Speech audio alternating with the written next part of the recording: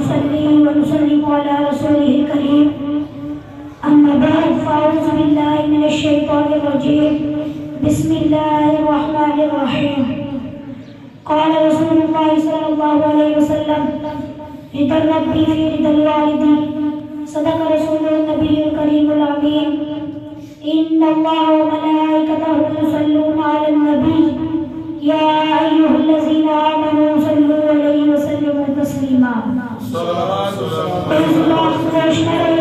تمامی احباب میرے ساتھ مل کر باواز بلند بارگاہ کرام میں اپنی اپنی حاضری لگائیں اور محبت سے جڑ کر پڑھ لیجیے صلاۃ و سلام علیک یا سیدی یا رسول اللہ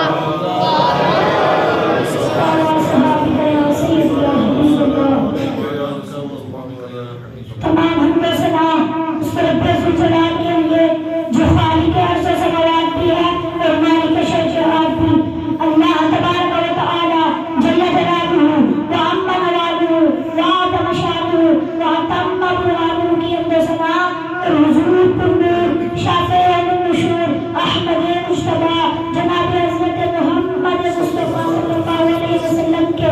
دربار دربار میں ہدیہ درود سلام پیش کرنے کے بعد میرے نہایت ہی واجب الاحترام قابل صد احترام سامعین و ناظرین السلام علیکم ورحمۃ اللہ وبرکاتہ۔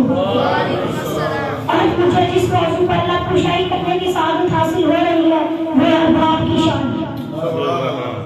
باپ کا رشتہ ماں سے کم نہیں ہوتا،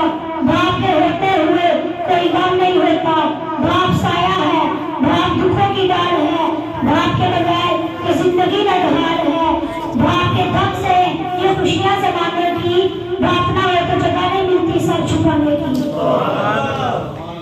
سامنے آج کا معاشرہ باپ کی بلند شانوں سے بالکل غافل ہے۔ چھوٹی چھوٹی بات پر ماں باپ کے آگے زبان درازی کرنا، ان کے آگے گالی گلوچ تک کرنا عام سی بات ہے۔ اللہ تعالیٰ کے نبی صلی اللہ علیہ وسلم نے فرمایا